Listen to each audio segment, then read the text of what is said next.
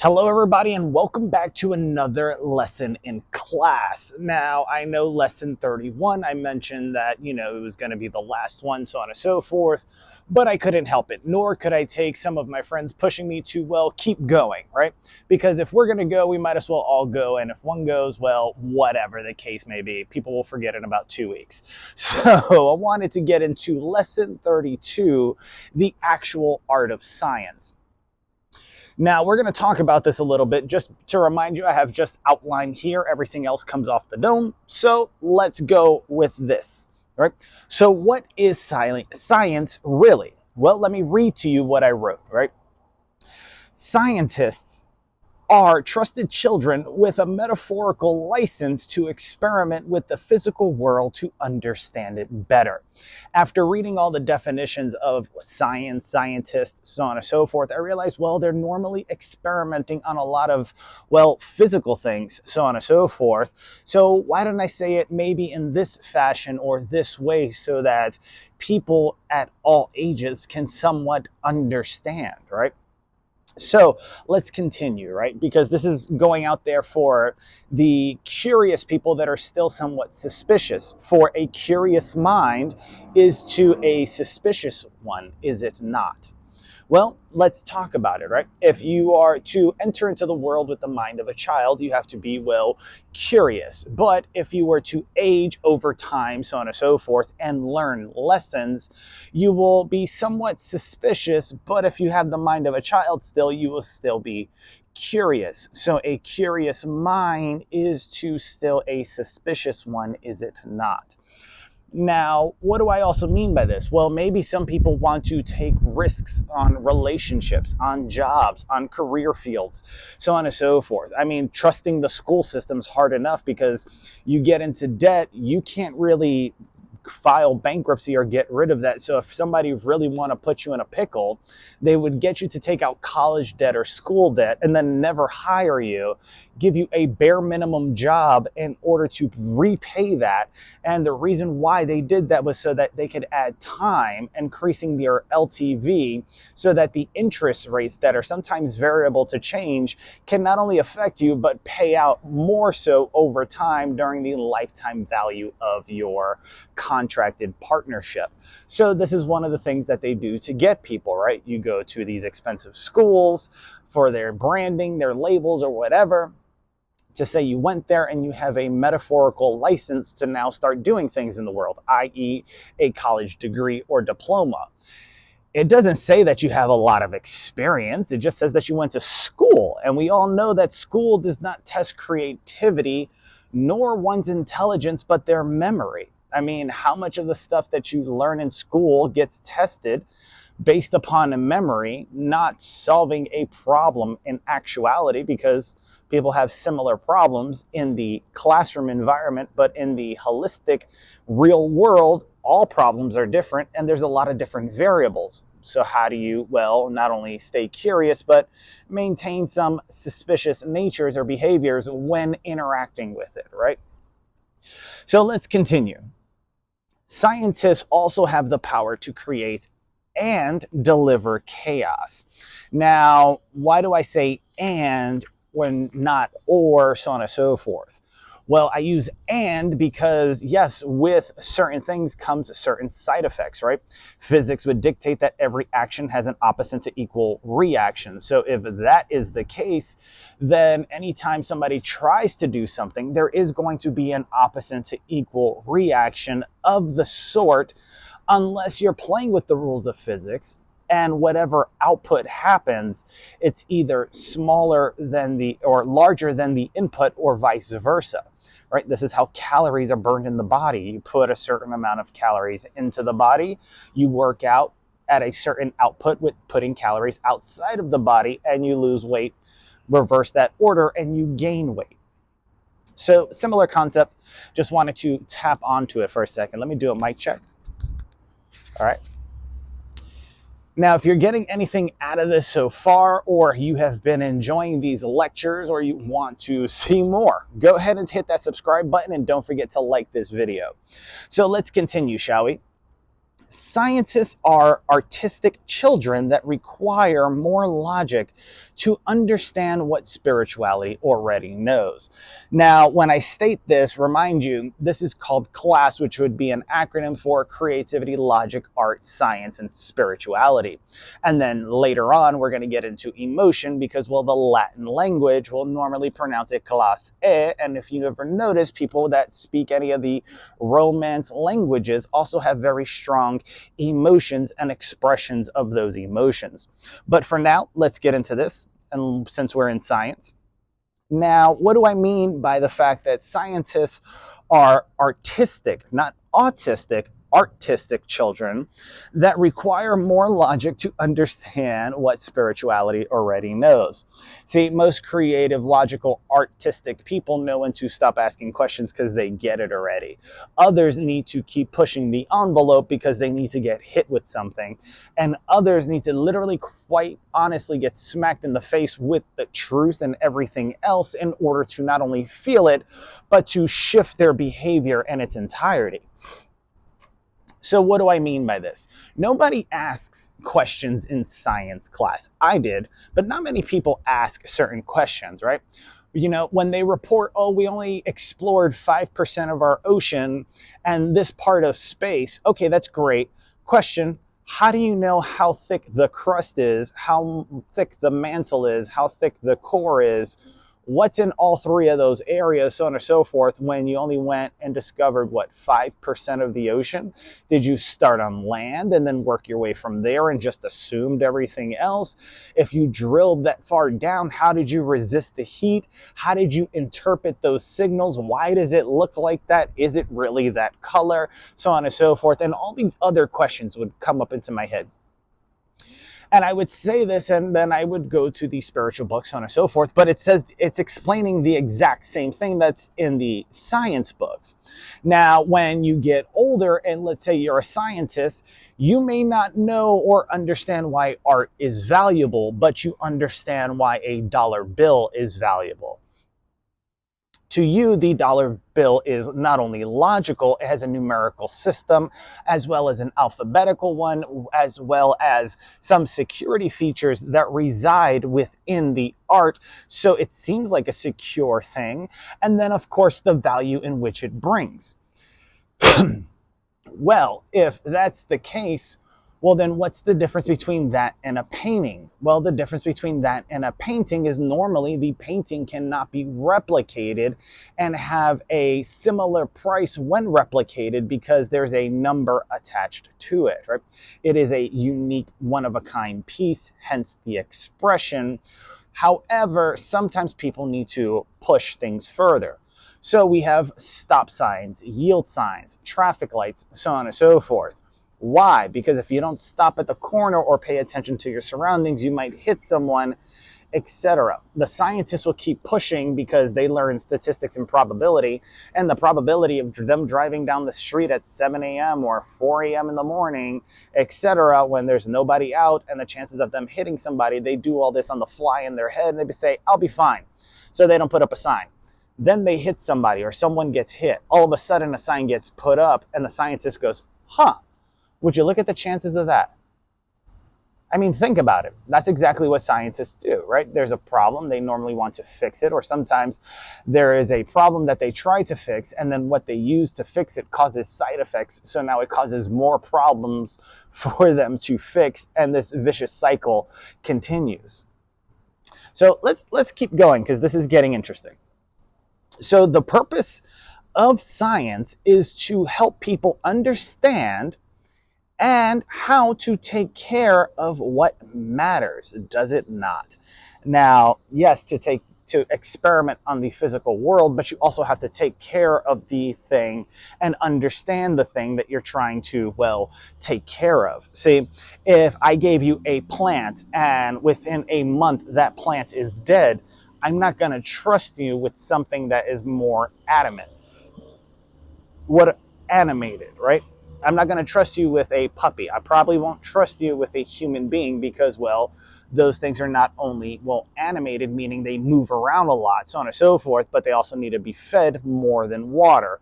They may not like certain things. They have opinions, they have etc. They have personalities and behaviors. And if you can't take care of a plant, how are you going to take care of that besides forcing it to do what you want it to do? The reason why I have given you a plant is because even if you were to beat the plant into submission, the only thing the plant is going to reveal is that you are abusive and you let it die. Remember that. So, being that science is to help people understand and how to take care of things better, well, I mean, let's think about it, right? We spoke about, well, biology or the analogy with the plant, so on and so forth, but what about psychology and chemistry?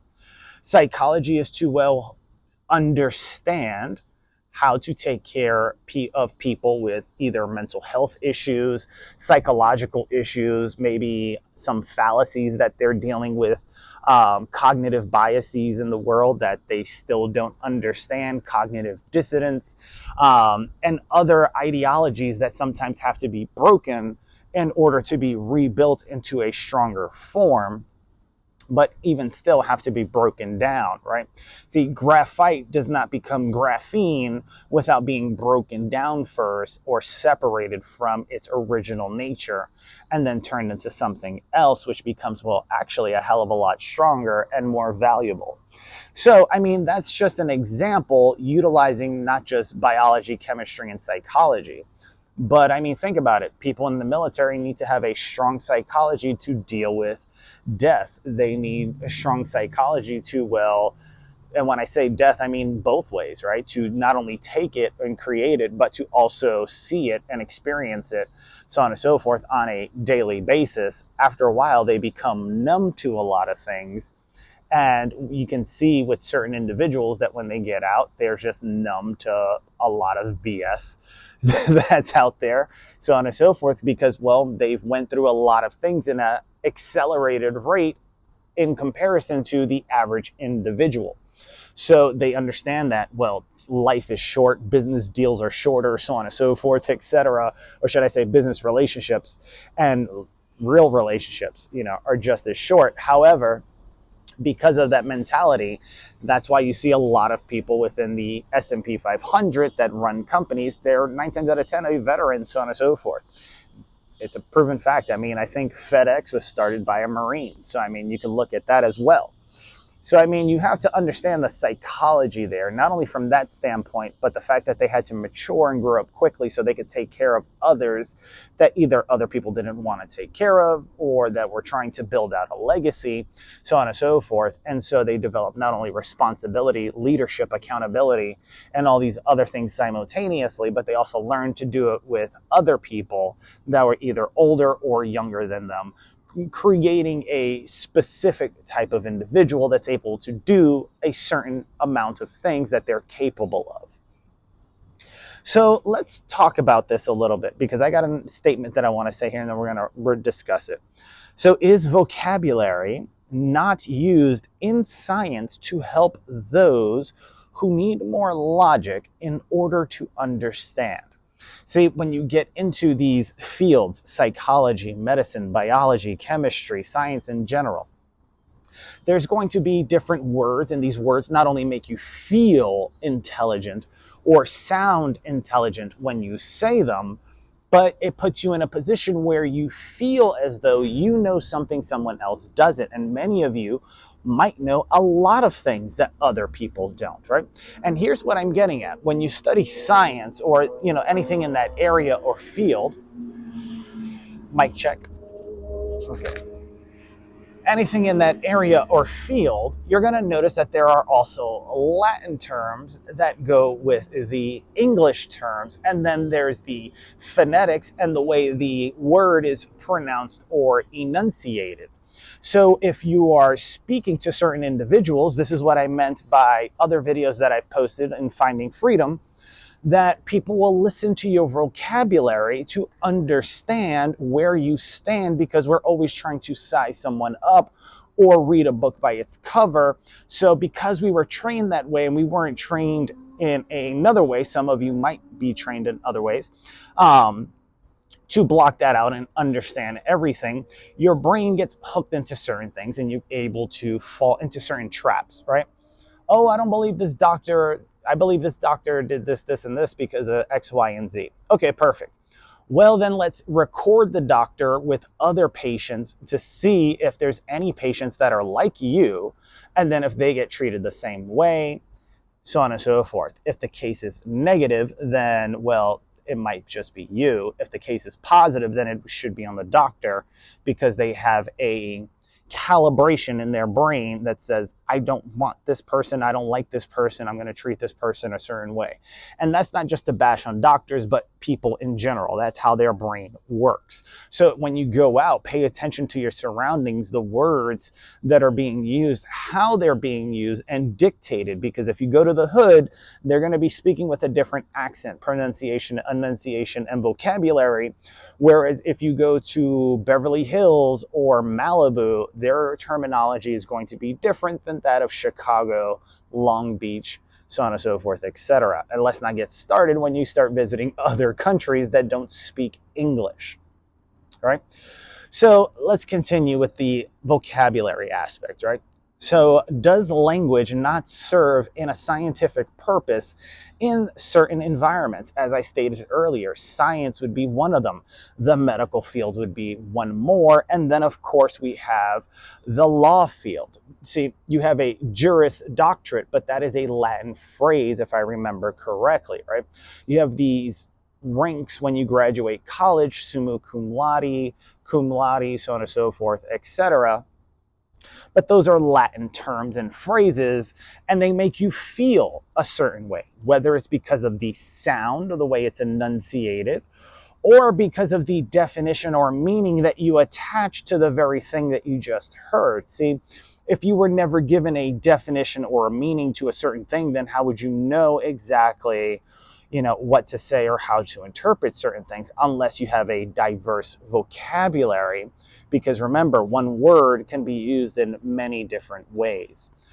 Entendres, right? Or synonyms or antonyms, so on and so forth, or conundrums or oxymorons, so on and so forth. So, let's continue. Does certain communication not serve a specific scientific purpose in the military? Well, let's think about it. We don't have the average alphabet in the military, right? We use phonetics: Alpha, Bravo, Charlie, Delta, Echo, Foxtrot, Golf, Hotel, Indigo, so on and so forth, etc. And the list goes on and on till you get to Zulu. Excuse me. And that's how you would spell stuff. But they also use that in the air wing or on the airport side as well with air traffic control when they're reading tail numbers, so on and so forth.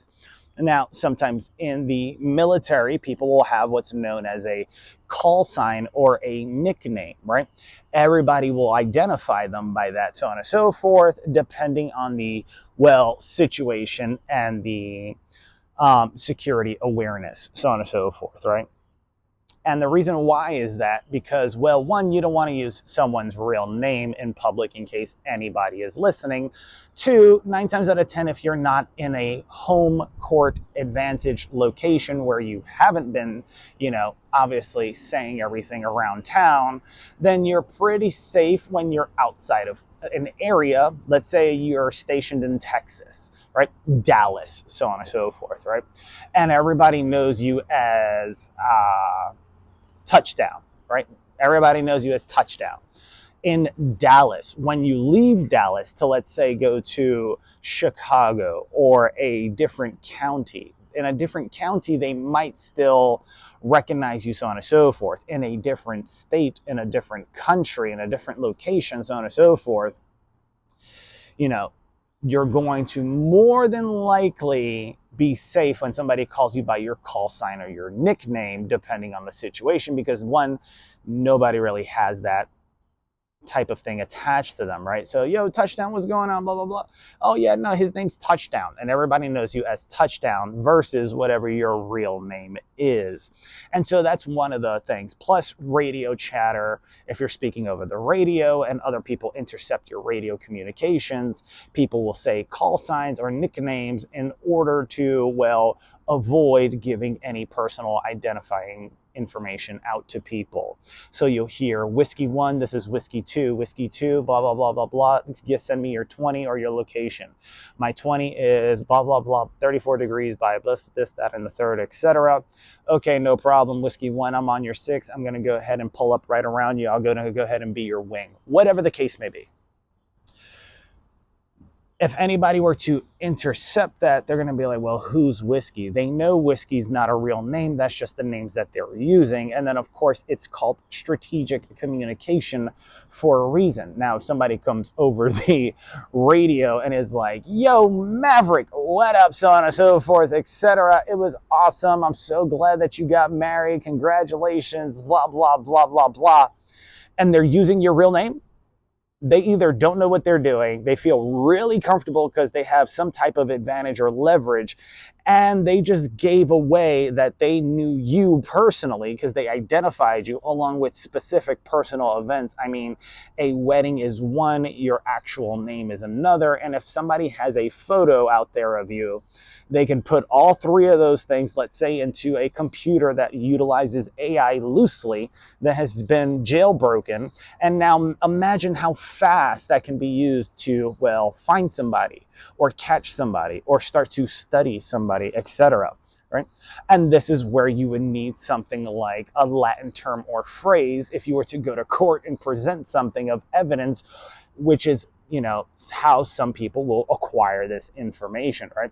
The legal side or the law enforcement side, if they go undercover and they hacked your phone or cloned it, whatever the case may be, and they're picking all this up from your frontal camera, your speakers, etc., also utilizing a compilation of your metadata, Wi-Fi signal, Bluetooth signal, as well as your locations from your other apps in order to make sure that you're where you are with your device. They can listen to you from there. They can map out the area with the Wi-Fi and Bluetooth, etc. So they could have a pretty decent understanding not only of your surroundings, but, well, who you are, your behaviors, your personalities, your demographics, the psychographics, and they could use that information for so many things.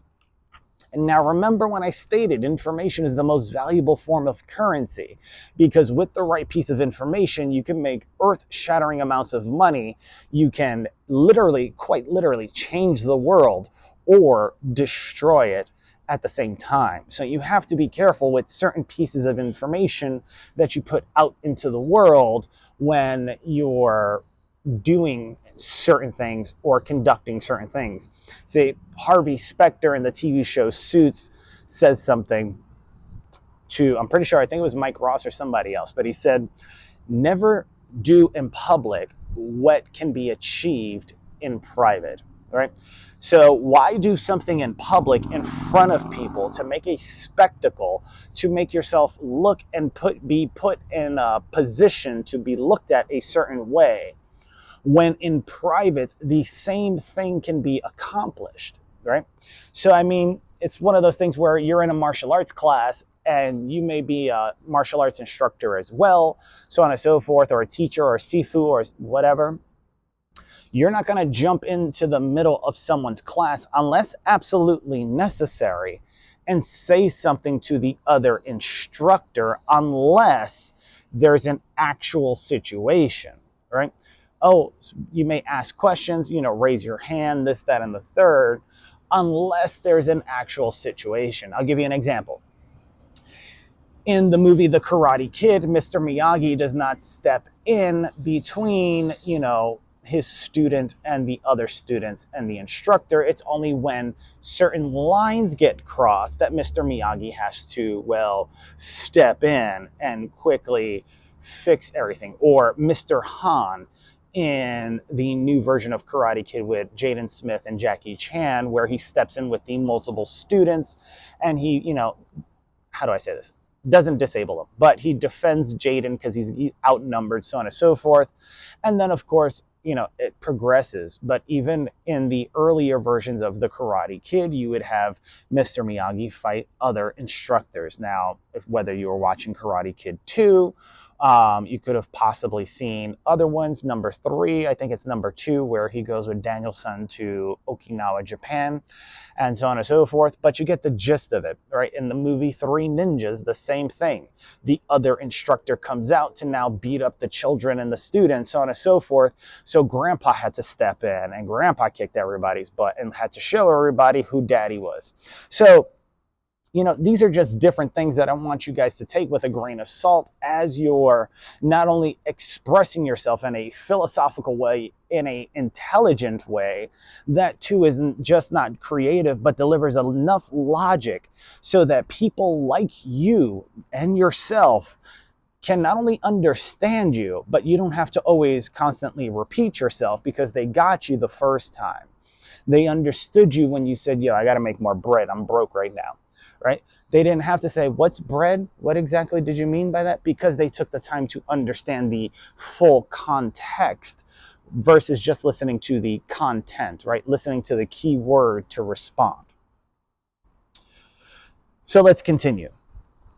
Is the English language not creative, logical, and artful? Well, of course it is. I mean, one, it's creative because you have definitions, vocabulary, nouns, pronouns, adverbs, adjectives, verbs, conjunctions, so on and so forth, etc.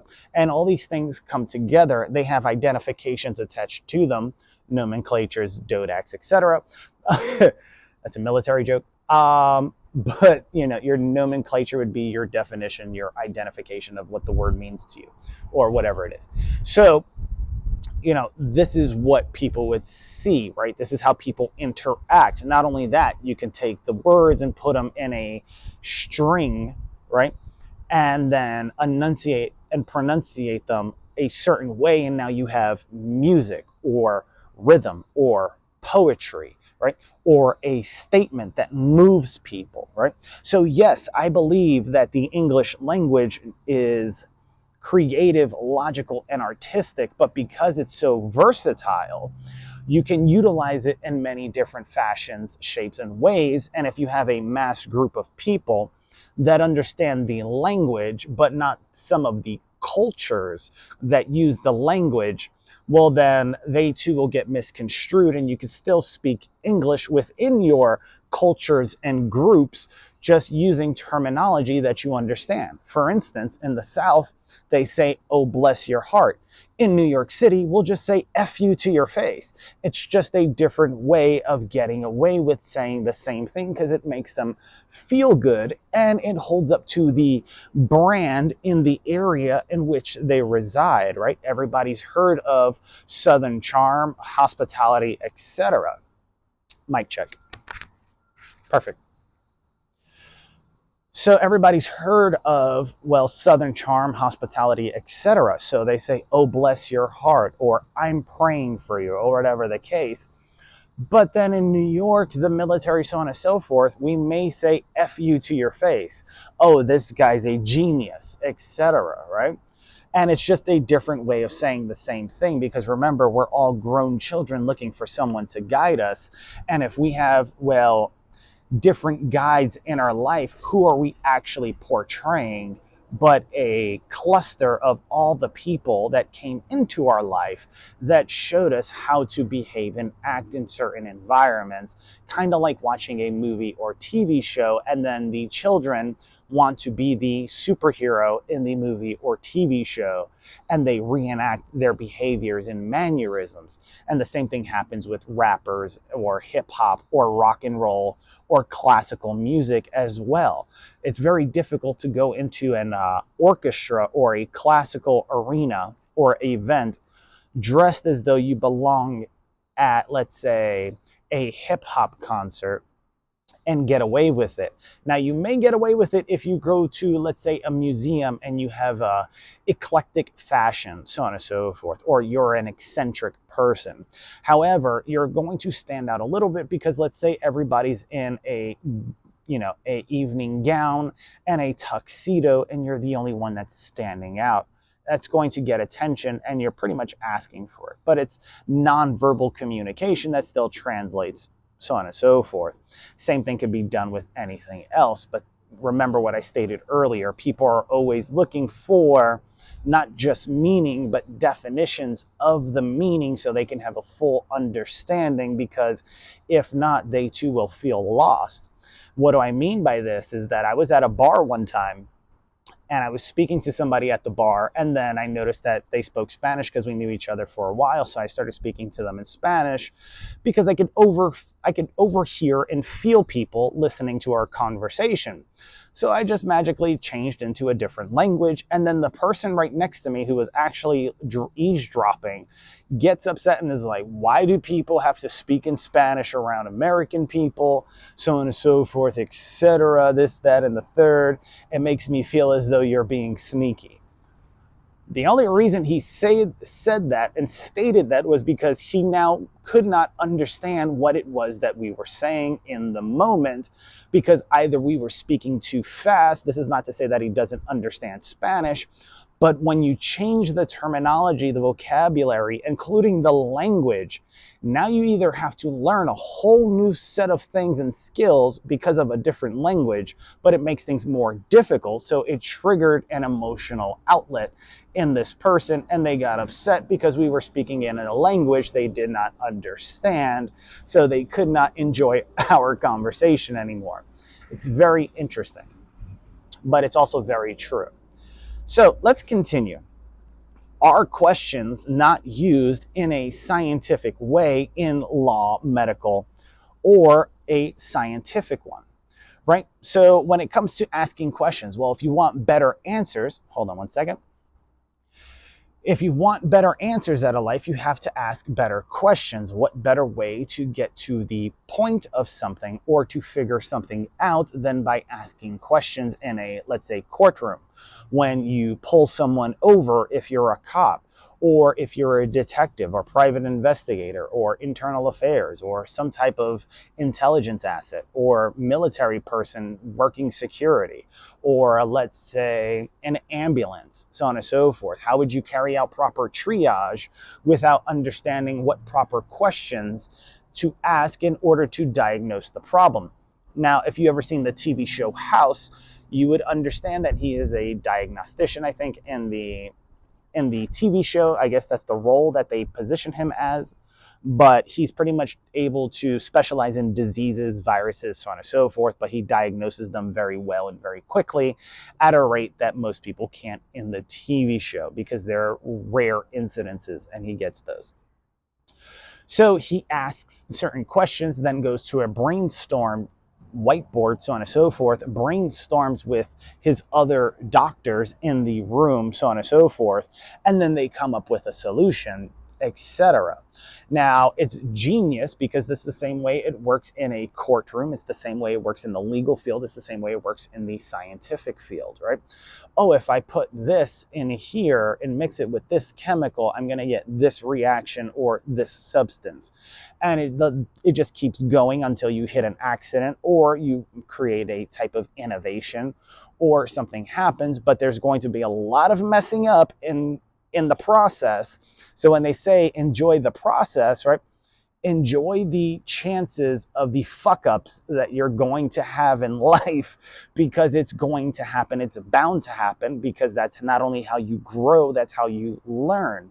And it was Neil deGrasse Tyson who said children are pretty much small scientists. How do you think they discover how to do so much, right? And the same thing happens when you become an adult, but the label or term adult gets attached to a number, an age. So if you're not of that age, then you must not be an adult, right? I mean, think about it. They say you are given a license to do certain things. Okay. You're given a degree, which is also referred to sometimes as a license to do certain things. Okay. But are they all measured equally the same? See, people have been driving for years, but they still have a license because they need people to work, provide a way to stimulate the economy.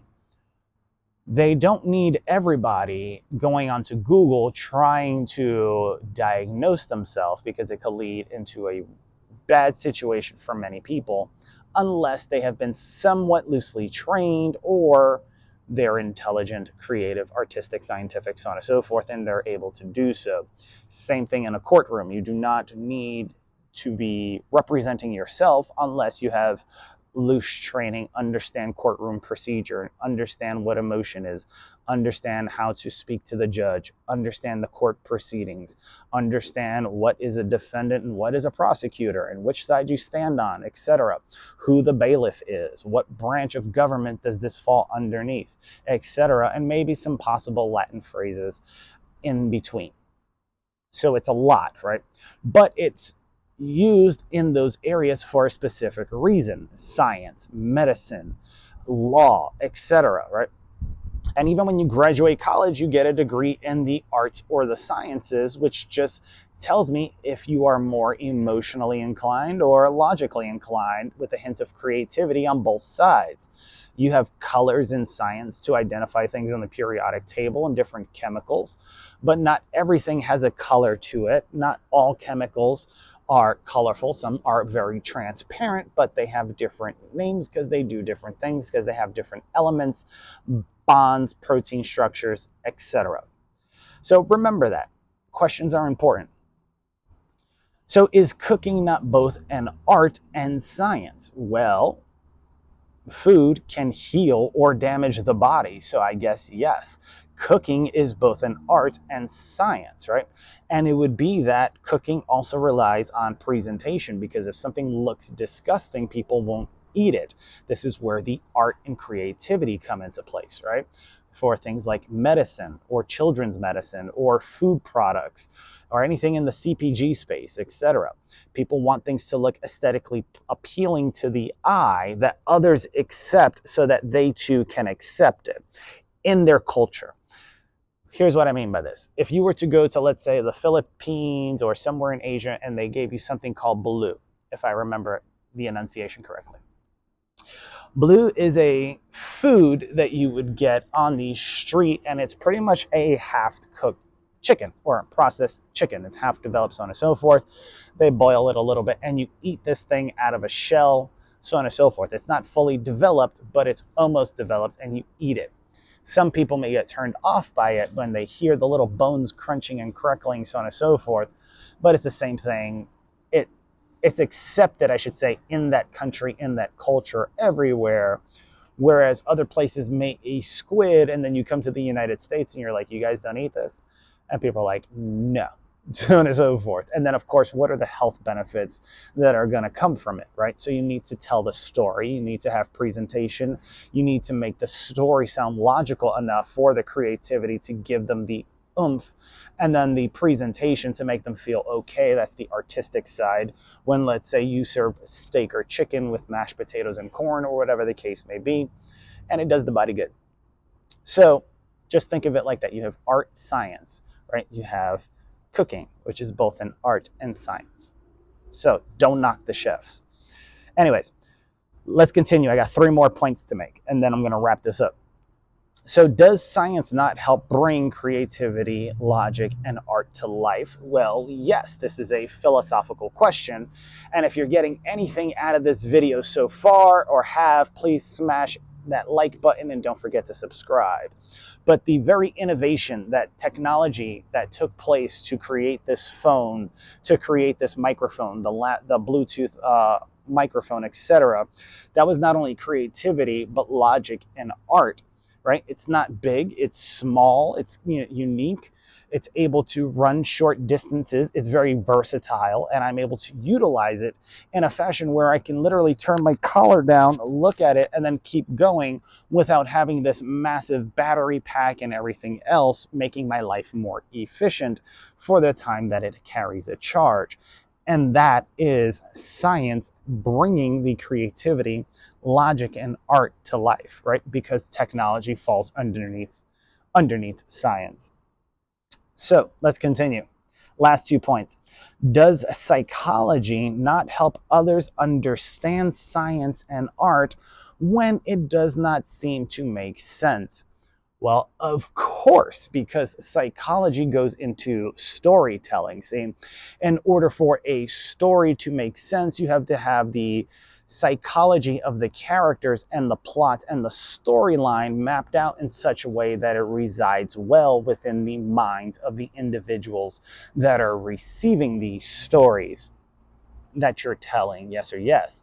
So if you're telling a story, and let's say it's about a LGBTQ couple, I'm just going to say this, right? But the people happen to be against that are receiving the story is not going to be received well.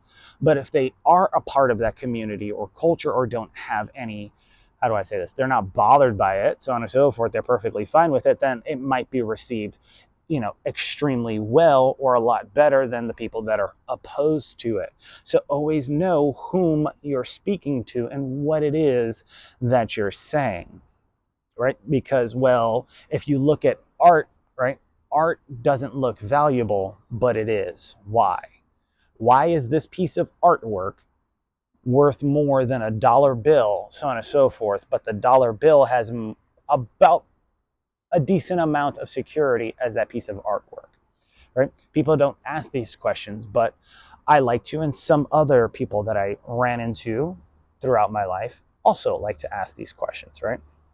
But remember this: since Warren Buffett stated what he did about Bitcoin, what does that do to the dollar? Now, what did Warren Buffett state about Bitcoin when I think Charlie Munger was around, and a lot of other investors also stated the same thing? But they stated that Bitcoin's value only pertains to the belief of the individuals that believe it's valuable. Well, the dollar bill hasn't been on the gold standard for quite some time, and we're only bouncing our checks off of belief right now because the dollar bill's not backed by anything. So his statement not only goes against Bitcoin, but then challenges the currency, or the fiat currency, that is currently at play. And, a lot of people don't understand the value of that thing. See, because the artwork on a dollar bill, I think, is more sophisticated than most of the other bills. Because if you don't know the value of a dollar, why are you going to care of the value of a 10, 20, 50, or $100 bill, outside of the fact that it could provide you value? A dollar can provide you value if you know how to apply the dollar. Knowledge can provide you value if you know how to apply the knowledge, right? And everything that we're getting into with the world and stuff like that, wrapping this up, is a lot of people are coming into chaos right now, right? And if you remember some of the stuff that I taught in previous lessons, things are always connected, right? This is lesson 32, 3 and 2. If you are scientific or spiritual and you know about Gematria, I think that's how you enunciate it or pronunciate it, everything comes down to 1. So that would be 3 and 2. Well, that's 5. If you go back, I made 14 points in here. So that's 55, right? 5 for the lesson, and then the number of points that I made.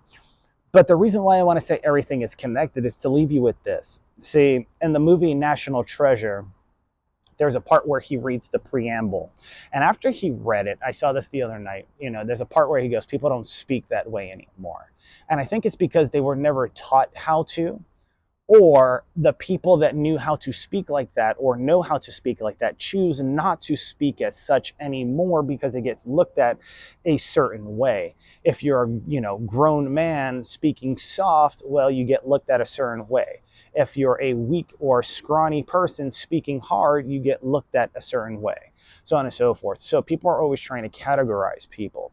But one of the things I took away from that is the preamble, and I've learned this from when I was a lot younger. But stick with me. We the people, right? So let's talk about the key bridge, right, of we the people, because I want to connect it, as some of my spiritual friends would do, to, well, let's just say the Bible or something else, right? So Psalm 51, 10, 12, right? And then, of course, there's 139 and a couple other areas within the Merdaka, which is 2.2, what is it, 2.2.1. And then, of course, there's in other spiritual books as well, such as the Quran, etc. But let's talk about the philosophical key bridge between we the people and what the statements that come from these passages, right? So I wrote this down in a philosophical way. So I have it written down right here, little paragraph, etc. And then we're going to wrap up. So Philosophy Key Bridge. If all humans share equal divine worth, then they must also share equal political rights. People who, how do I say this? People who made this link throughout history would be John Locke, or John Locke, right? Locke, Thomas Paine, and Rousseau. Right? And then, of course, in the Declaration of Independence, 1776, the preamble to the Constitution, 1782, we the people of the United States, in order to form a more perfect domestic union. But when it comes to understanding that we the people also correlates to the fact that God is in everyone and everywhere and everything. There is a strong connection there. One is a spiritual side, the other one is a political side. Remember, I'll leave you with what I read earlier. If all humans share equal divine worth, if God is in everyone and he's put himself all around, so on and so forth, then they must also share equal political rights, right? If everything is to be respected and you understand the golden rule, then everything should also be treated somewhat fairly or equally. If not, then something should get justified or rectified in order to correct the situation, to bring balance back to everything. So if you've ever seen the movie The Librarian, I'm pretty sure it is the one where they're searching for the Spear of Destiny. So the first one, where he goes to a Buddhist temple and he also states in there that, God is within myself, it's in with you, so on and so forth, etc. Now it's up to you for you to discover what that means. However, if you get curious, go into ChatGPT and ask it, what's the correlation between stating that God is in everyone, right, and we, the people of the United States, that's written on the Constitution or the preamble to the Constitution, so on and so forth, which gets read before the Constitution, that was founded by people that were, well, I'd like to say a lot smarter than some of the people running the country now. Because, well, let's face it, they did it by candlelight, parchment paper, and a quill, otherwise known as a feathered pen. Now they have all this technology, and what have they done with it?